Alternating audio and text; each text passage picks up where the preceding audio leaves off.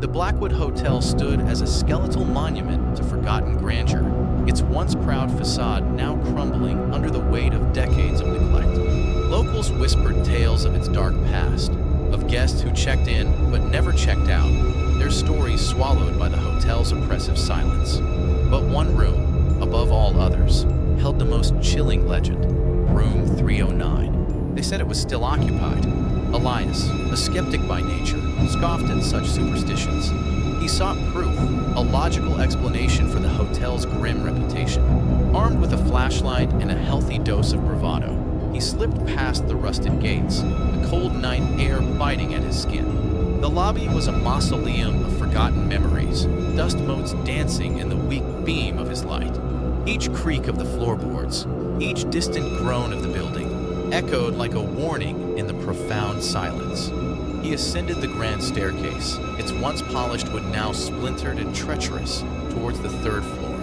The corridor on the third floor was a labyrinth of shadows, doors lining both sides like silent, watchful eyes.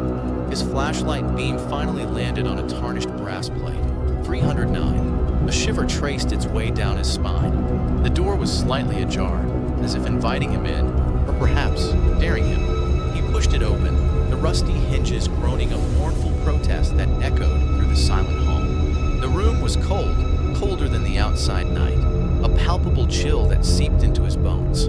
Dust covered everything, a thick blanket over forgotten furniture, yet the air felt heavy, charged with an unseen presence.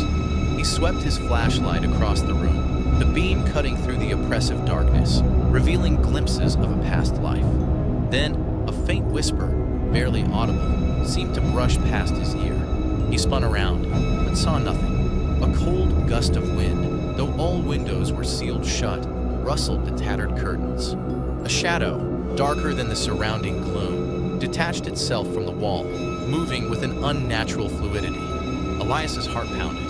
The skepticism began to crumble, replaced by a primal fear.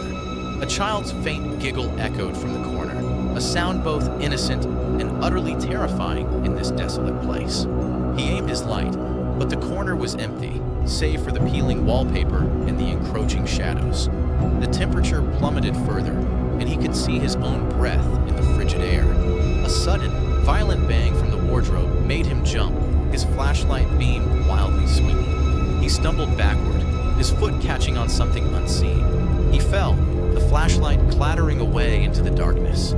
Plunged into absolute blackness, a suffocating terror seized him. He was no longer in control.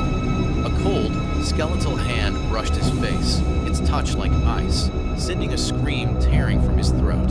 He scrambled to his feet, blindly fumbling for the door, the unseen presence closing in around him. The air grew thick with the scent of decay and something else, something metallic and sickening. He found the doorknob, cold and slick, and wrenched it open, bursting out into the relative safety of the corridor. But the corridor was no longer empty.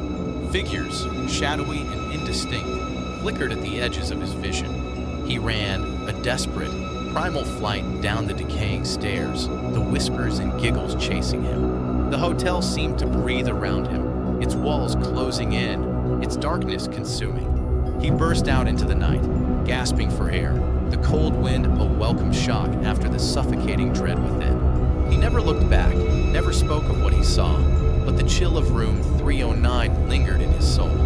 The Blackwood Hotel still stands, a silent sentinel of horror, and room 309 is still occupied.